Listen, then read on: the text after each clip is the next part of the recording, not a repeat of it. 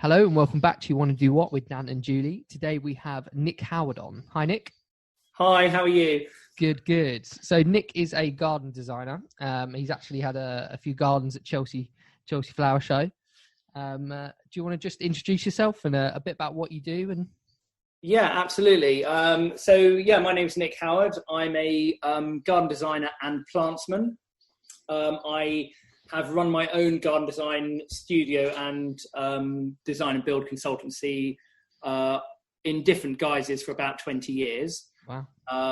So pretty much after I finished university, I had a job for a very short time with another garden designer and then started off on my own. So we build gardens of any size, small urban gardens, I guess around South London and the home counties, Mm-hmm. and larger country gardens are our speciality, really.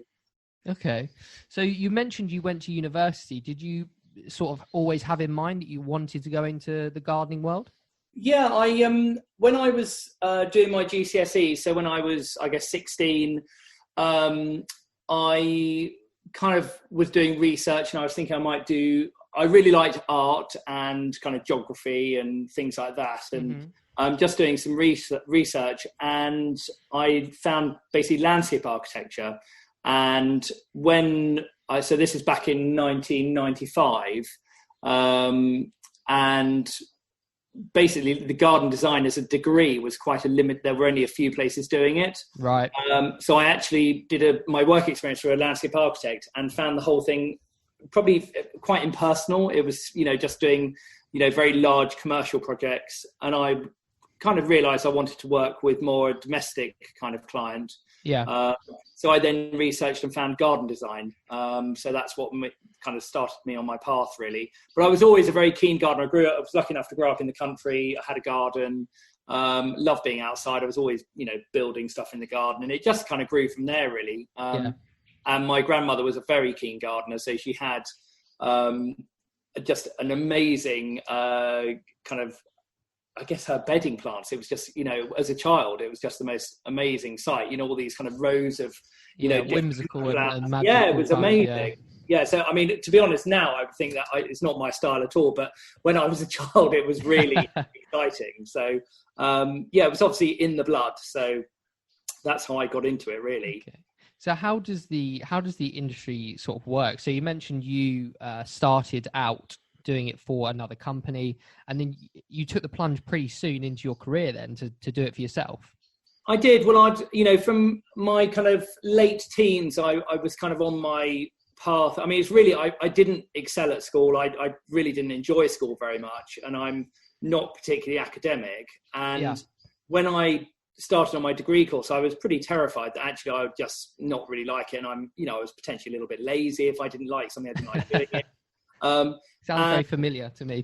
Well, I think it's often the way with vocational things. You do maths and English and history, and you think, God, what is the relevance of this? And but when I started my degree in garden design, it was literally like a light bulb moment. I absolutely loved it. And wow. I think when you love something, you just then excel at it. And I really did take to it like a duck to water, and it was fantastic. The best 3 years of my life. It was really a bit of an awakening, really. Wow. So I was lucky enough to have the opportunity to go to university, and so that's what I did.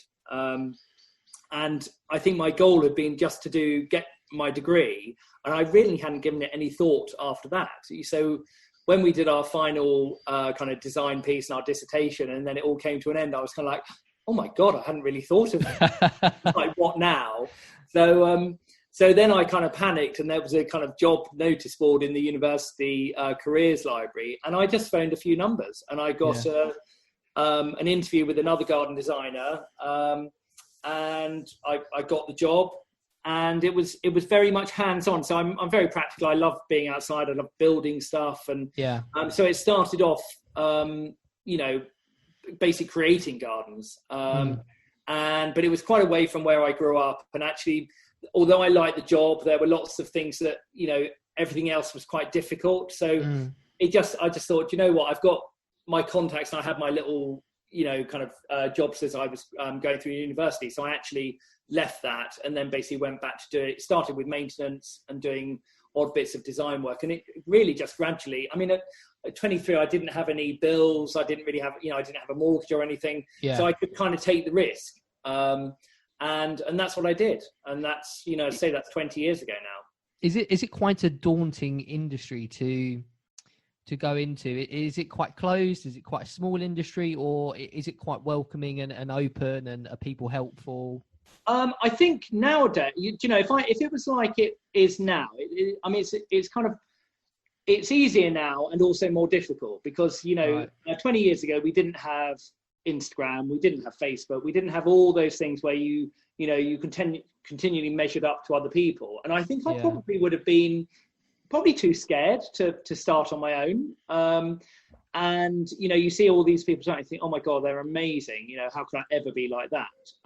So I think I was quite lucky in that respect that I didn't really have that pressure. So I just kind of started and things just escalated. And, I did one garden and I planted another, and, then they passed me to their friends, and I just built myself a really good little reputation. And I still work very locally. There are lots of garden designers who work internationally, and I just don't. I like, I've got my dogs and I like my life, and I don't really want to travel very far. And I think it's, in those days, it was probably slightly easier without the pressures, kind of ignorance is bliss. Definitely a lot of that. I suppose the other thing with the level you are in the industry is it's not just a job. It's you guys love what you do, and it's a passion more than probably a job for you guys. Absolutely. It is, without a doubt, it is my passion. And I think whatever you do now, work-wise, I think, you're going to be doing it for a long time. I think that is the wonders with technology. What we're working with now is actually, you don't have to be office-based. You can almost do anything you want to do. Yeah. And, I think if you can follow your passion and, instantly it's much easier to do it because you enjoy doing it. And actually you often do it better, so. I think you're hitting the nail on the head there, but I think what you said earlier about the Instagram and the pressures, I think a lot of young people, certainly now, and probably for us as well, Julie, are sort of looking at the other people doing things that we want to do and going, shit, I'm never going to be that good, or where even do I start? But you're right, if you have a love and a passion for something, it might be scary to do, but everyone we've interviewed, you'll get there in the end. The guys that are going to the top are the ones that love what they do. Absolutely. And I would say the opportunities now, so although there's kind of the additional pressures for the Instagram, I think now there's also the opportunities to work collaboratively much easier. There's, you can literally have an international, kind of network of people that, there's so many opportunities to volunteer for, planting things. You just literally started, I guess, a bit like the, film and TV industry. You start as a bit of a runner and you start off making tea and coffee, and then do you know what I mean? You can really start at the basics, and then, but it gives you an in to a lot of people that are, they're in their own houses, tweeting or Instagramming, and you can message them. You don't have to go through a PA or you can get access to some, very high flyers very easily, which you couldn't do 20 years ago. Very true. So, that's very true.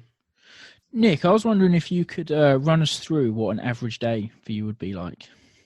Well, actually, that's the beauty of why I love this job, is no day is ever the same. That's brilliant to hear. And I think I would really struggle with just that repetitive routine. I mean, some people love it, but actually, each day is different. I'm probably office-based, probably two days a week, 3 days a week, maybe. Today, for example, I've been in the office for an hour this morning. I was then over at one of our plant nurseries picking out plants, then, running those over to a job and finishing setting out and doing some planting. And I mean, it really is, every day is completely different. There are designers who just design, so they will just be in an office and they'll go and do their design work. I have really tailored my working life to how I like to work, which is, varied and exciting. So I do client meetings. even in these funny times that we're at, you know, the revelation of Zoom. I mean, yeah.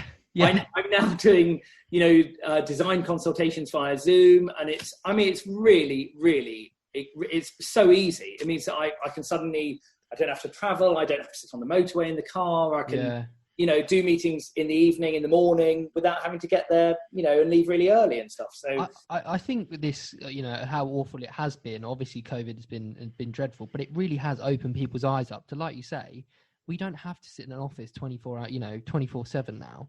We can do everything we need to do, or not everything, but a large amount over the internet. You know, pick up a phone, send an email, get on a Zoom call. Absolutely. I've actually been, you know, doing a little bit of gardening at my girlfriend's family's house. I'd like to say in preparation for this interview, but that and I found it just so relaxing. It's therapeutic, isn't it? Really relaxing. Yeah. And you know, the satisfaction of, you know, I like to get up early in the mornings, and you know, starting at 6 or 7 in the morning, and then by lunchtime you can see a dramatic change, and you know, you might have planted flowers or taken something out, but it's just, I'd really recommend it to anyone. Just, you know, get out there and do a little bit of it. It's, you know, that's the thing, where it's quite a, you know, a rare thing to have something so tangible that you're creating. And the project we're on at the moment is you know, it's a country property, and we've basically redesigned and rebuilt the garden all the way around the house. Wow. And you know, it is so hugely satisfying when you go into a garden and you see, you know, I'm very lucky. I've been able to visualize, you know, the solution very quickly. So I go and see a client, the solution comes to me very quickly. We do the design drawings and we present it all, we win the job. And then, you know, I'm there actually making that vision happen, which is quite rare, you know, and also it's not something that you have to do by committee. You know, there's me and the client, so it's a discussion. The other thing that's quite nice is I work in construction, but for what you do, you get to see the project from cradle to grave. You get to be right at the beginning with the client, discussing what they want, create those designs, and you're there when the last plant is planted and handed over. And that must be really satisfying. It is. And it's, you know, there's, I think because I run a small business, so actually we're very much involved in every aspect of the project. And, you know, but, you know, there are other, you know, if you're part of a large landscape architecture firm or something like that, then you would probably have more of a niche role, and you wouldn't, you know, it depends at what level you're at. But certainly for me, I'm involved at the very beginning and the very end, and then an ongoing relationship. So we have clients going back 20 years. So when I first started, which is hugely exciting. And then most of our work, you know, our repeat business is through word of mouth. Yeah, that's out of everyone that's had a business on this podcast so far, word of mouth still to this day is the biggest driver of new business. Absolutely. For a lot of companies. Absolutely. Yeah. Because also, you know, if you get on what, you know, it's a long relationship. The project we're just finishing now, you know, I first saw them probably back in September, did the design drawings, you know, the whole thing. So I've kind of known them nearly a year. Yeah. And even the design process is a really good kind of long interview process. So actually, if they become a little bit awkward during that, you'll think, I don't really know whether I want to do your garden. So I bet that's also a really fun thing for your clients to get involved in, because like you said, Judy, you know, in construction, okay, we want an extension, and then once you've sort of finalized the plans with your architect, that's it, you're not involved anymore. Yeah. But I'd imagine with garden design, clients actually get excited, like, oh wow, okay, we could do this, what do you think of this? Is it more a discussion than you going in and going, we're doing this? Yeah, it's and also they don't really have the knowledge. So you know, if they're doing a side extension or a kitchen or something like that, they know much more about what they might not know how to do it, but they know more what they want. Where with gardens, the Instagram's been amazing, because they go through my Instagram and they go through the website, and they then Pinterest and all these other mediums for finding inspiration, and they're like, oh god, I love this, and but that's the thing, we then have to make that happen. They don't know how to make that happen. They can't just go and buy a wallpaper and stick it on the wall. It's, actually I want that colour scheme to flower, all like that at that time. It's like, I wouldn't know how to start doing that. And that's where our specialist knowledge on planting really comes to the fore. As I mentioned earlier, I've been sort of doing a little bit of gardening, very, very amateur, but I sort of opened a Pandora's box, if you like. I got one gardening book and then I was like, oh my God, there is so much to understand. Not that it put me off, but just like, you can understand why there are experts in this field. Yeah. It's not as simple as putting, oh, I like that plant, I'll put it in the ground. There's Absolutely. so much that goes into it. Would you say, obviously you've got 20 years worth of experience. For somebody that was going to go into it to start off with, is there another route opposed to a degree, or is that the best way to do it? Yeah, there are other routes. The RHS, the Royal Horticultural Society, do lots of kind of courses. They do, there are lots of, even kind of voluntary groups, kind of WI allotment groups and things like that. So if you've just got an interest and think, oh, I'm not sure whether it's for me, there are definitely ways you can get involved. And also, I mean, even now, I've been on some kind of plant garden tours, and I've been around Europe with, kind of organised groups, and I've done 2 of them now. And, again, that probably took me back to when I was at university, when you're surrounded by people who love plants and you're sharing knowledge. So we do a lot of, when we get involved in the flower shows, you're suddenly in a melting pot of knowledge, and you will never know what everyone else knows, because everyone has a specialist. They always have they like one type of plant, they might like orchids, or they might like roses, or people really specialize, and just realizing that you don't know it all, but if you love it, you want to learn a bit. And even, I'm not a veg grower. Everyone through lockdown being like, oh, I'm growing vegetables. Nick, what do I do? It's like, I'm guilty of that. I would go to the supermarket and buy some. My girlfriend's dad has actually he's got a lovely greenhouse, and he's just started growing tomatoes and cucumbers. Yeah, I've got tomatoes on the patio at the moment. I think that's a very common, as you say, lockdown theme. Yeah. And the thing is, they take a lot of effort. I'm not a fan of watering. I keep... No, but that's good, because gardens are so different for different people. Winter gardens, summer gardens, and if people don't want to maintain their garden all year round, that's what you need to do for them, and that's brilliant exactly. That you see that. Yeah. So it's funny, but so I think it's such a huge industry that actually there could be one tiny little element of it that you really like, and others that just don't really float your boat.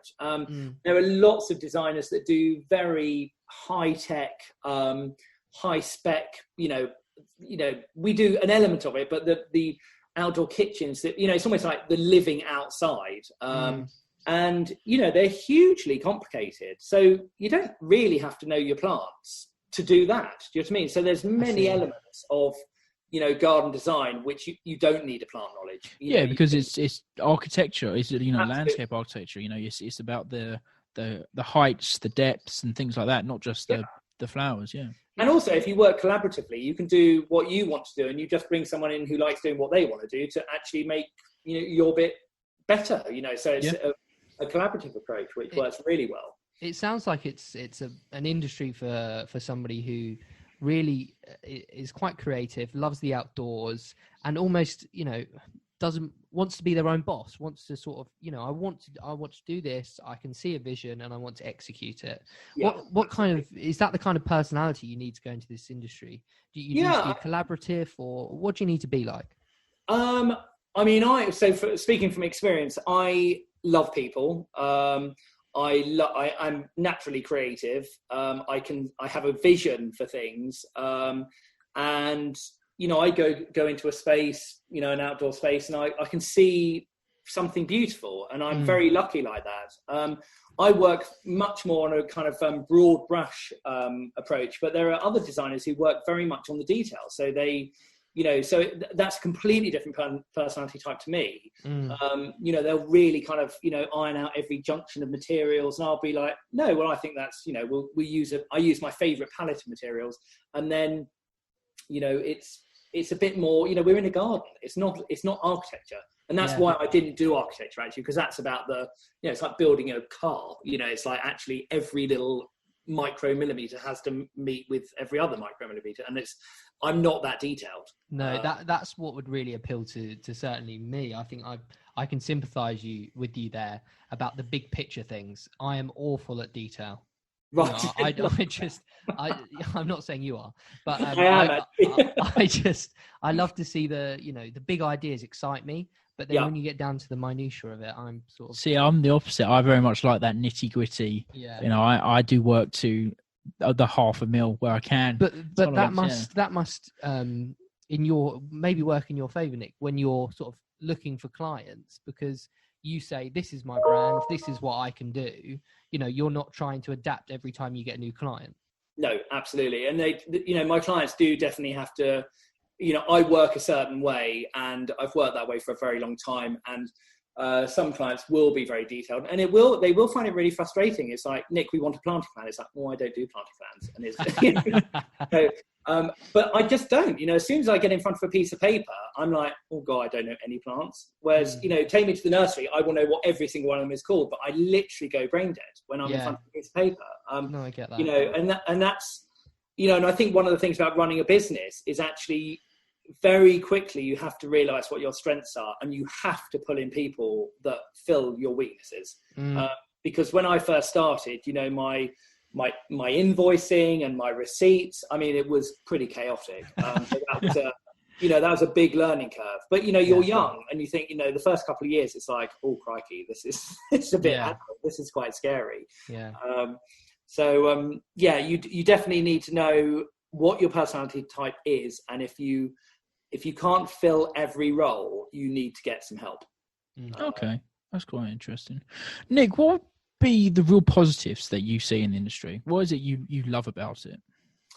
I love the fact that it is so flexible, and you can do as much or as little as you like. So you could go from one extreme. You could work in the city, a big town for a big landscape architect firm doing multi-million-pound schemes, or you could be a sole trader garden designer doing a residential garden, so it can literally be anything. You can go in any which way.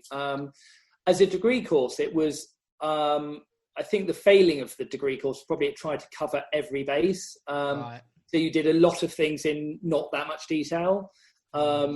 And now I think, because I was, probably second or third year intake, now 20 years on, my degree is now split into, I think there's probably a dozen degrees. So you can go down kind of the garden history route, you can go down, construction route, literally interior design and gardens, it's so wide open.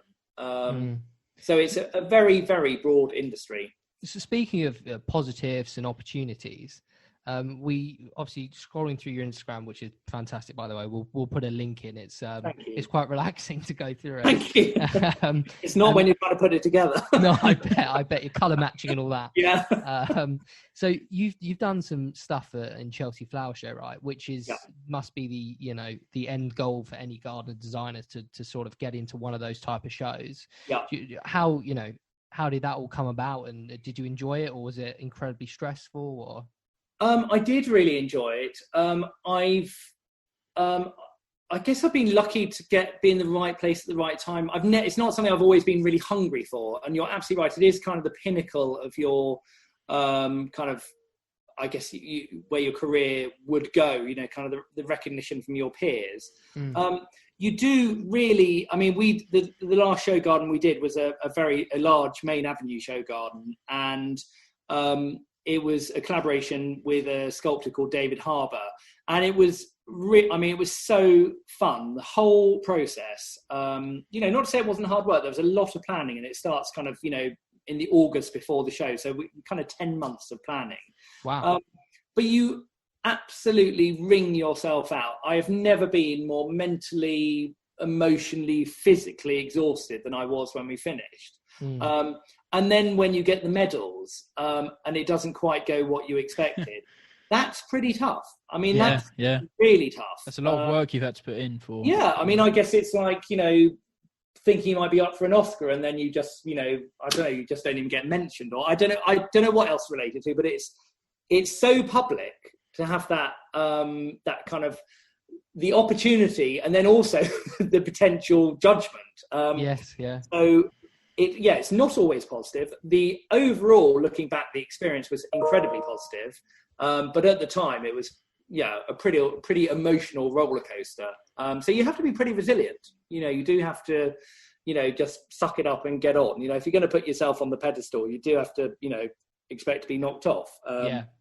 So that was a good. Well, you're able to take quite a lot away from it, though, learning wise, and absolutely, and without a doubt, the benefits, as with probably any industry, when you're with like-minded people that work in the same sector, is that real collaboration. You meet people that you just instantly click with, and they become lifelong friends, and you then, it's easier to keep in touch with Facebook and Instagram and Twitter and all that kind of thing, and then you have the industry shows, and so it is very much a family, but at some points it's all can be quite cliquey as well. I mean, I'm very open, and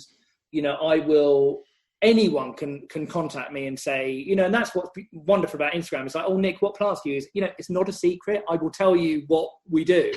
It's not a secret, yeah. But a lot of people won't. And I think really? When I started, it's like, oh God, how much do you charge for a design? It's like, oh, well, it depends. Well, on what? And they just never tell you. So really? There's a lot of, and it's a fairly new industry. So it's not like you're working for a well-established industry that has its fees and charges that are just historical, and you just go along with them. There's a lot of making up as you go along.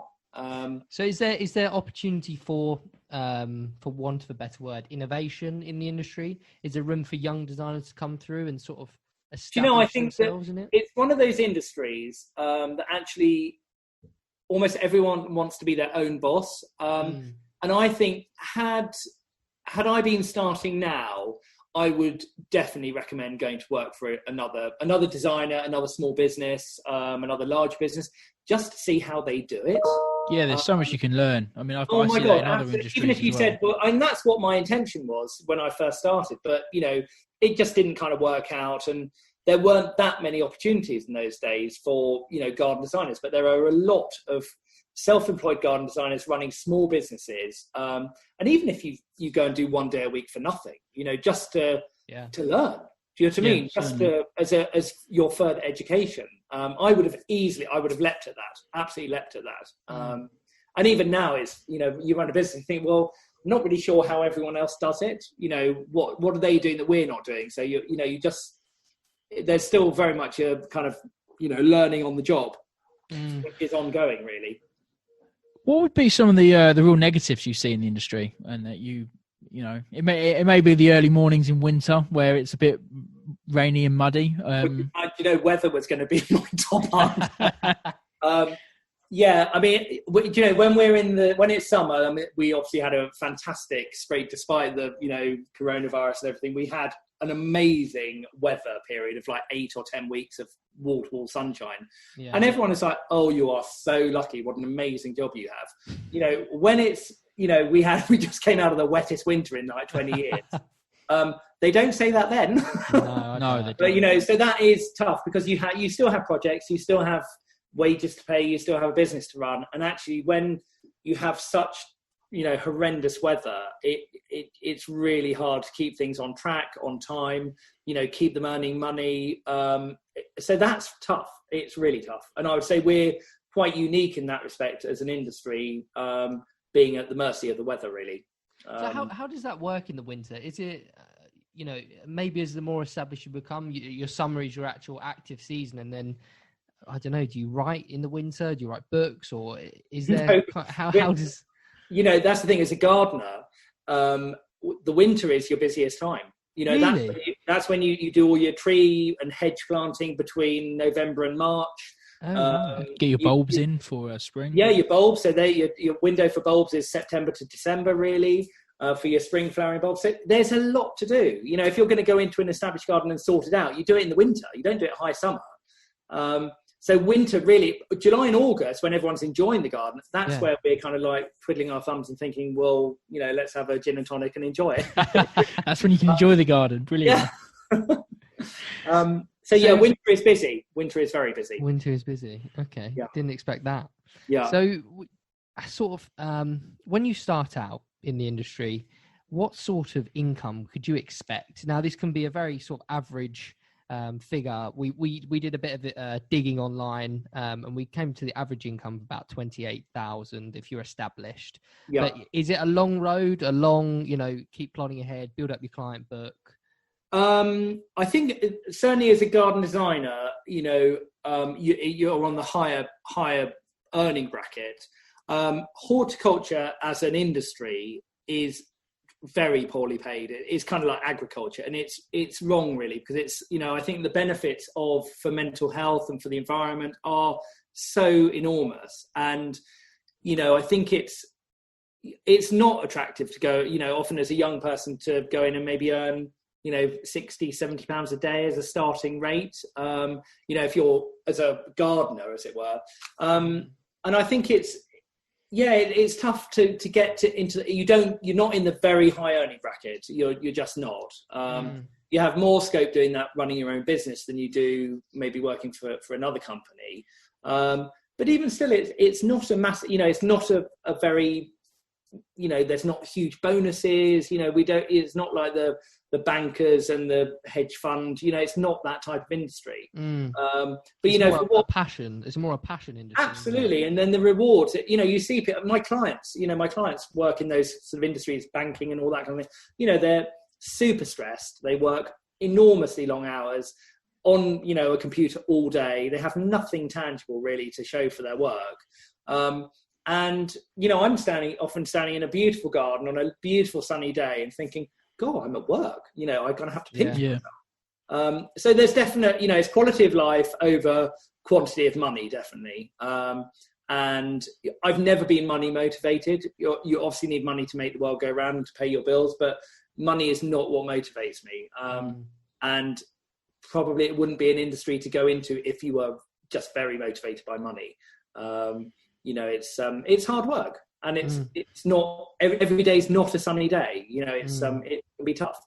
But yeah, I think the range of kind of 17 to 35,000. If you run your own business, our turnover is about 500,000, that kind of figure.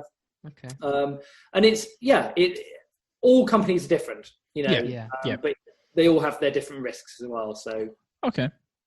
So what would be something that you've had to deal with over the years that's probably not on the job description when you first started out?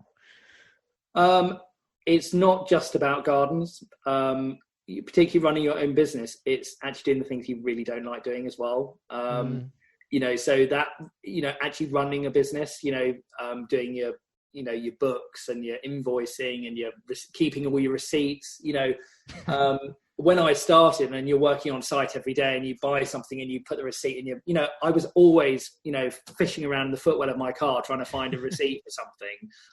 Nowadays, everything's on email, then it wasn't, and it's a lot easier now. So I think good organization as well. And really the ability to sell your ideas, because ultimately as a designer, they are your ideas. You might have, you've had a discussion with the client, you're trying to create a garden for them, but it's still your ideas, how that's going to happen. And if you can't sell it, then it's going to fall flat on its face. It's just not going to get anywhere. And certainly when I was at university, we used to do presentations in front of all our colleagues, regularly. And, you do a scheme and it might have been last minute. You might have been planning it for 2 or 3 weeks, but some people stood up and they did fantastic drawing and design work, but they completely crumbled in front of an audience. And, you just lost all faith in what they were saying. And it's like, oh, it looks lovely, but they don't really believe in it. And actually, then I didn't really believe in it. So, you do need to have the ability to sell your idea, without being a pushy salesman. You've just got to believe in it. Show passion and belief in what you're doing. Yeah, absolutely. So how would somebody progress in the industry? We've mentioned, going to work for somebody, doing maybe some stuff for free 1 day a week. But once you're sort of, you like yourself, you maybe started out and had a business for a couple of years. How did you progress in the industry? I think you definitely have to have a plan. set your goals. I think with anything, it's very hard. Once you're just doing it, you're working in your business, it's very hard to see the wood for the trees. And you need to make sure that I was very guilty of this. I'd be out building gardens, laying patios and things like that. And then you'd think, oh, crikey, I haven't got the next work here. Where's the next job? And then I wasn't working on my business. So you really need to work on it. And I think now being collaborative and being visible, the Instagram, we've been on Instagram for a while, but it's really only in the last, couple of months that actually I've really devoted the time to it. And we try and post something every day, and be open. I think if you're going to progress, you just need to be. You're not an island. You need to reach out to other people. You need to learn from other people, and try. They're big monies in the beginning, and actually, if you can work with someone else to maybe share the load and provide something professional early on when you maybe not have much experience, that's the thing. And having someone who's going to take a punt on you, really. Yeah. So going back to the 16, 17-year-old you, would you still go back into it? Would you still go back into Absolutely. Brilliant. It's I've got nieces and nephews, and they they're on their screens and Snapchat and all this kind of stuff, and it's like I take them to gardens to try and show them, and they're like, oh, this is so boring, and it's like it's really hard to get through to people that it's when I was at school, gardening was not cool. When I was doing my A-levels, I did not say to my mates, oh, do you know what? I spent the whole weekend, planting some flowers and doing a bit of lawn mowing. I didn't do that. I wish I had, because when I finished my A-levels and I'd done, I did a piece of my art A-level that was to do with the Impressionists and how they used their gardens to influence their painting. And everyone was like, God, I didn't know you like gardening, Nick. It's like, oh, well, actually, then I took in photos of stuff I'd done, and they were like, oh my God, that is so amazing. And my last year at school, when I did my A-levels, was, people wrote in my yearbook, they're like, can't wait to see you on TV doing a garden show. On ground floor. Yeah, absolutely. And I was really proud of that. So it's not cool initially, and you're maybe a bit embarrassed that you spent your weekend mowing the grass, but actually be true to who you are and be confident with what you like doing. And I wouldn't change it for the world. I've loved every, there have been some really tough times, and I think, God, I wish I'd listened more at school. But actually, overall, it's a very, very rewarding career. Okay, well, I really, really enjoyed our chat. Really appreciate you coming on, and thank you, thank you so much. For having me. Thank you. Brilliant. Thanks, Nick. Thank you very much. Bye bye. Bye bye.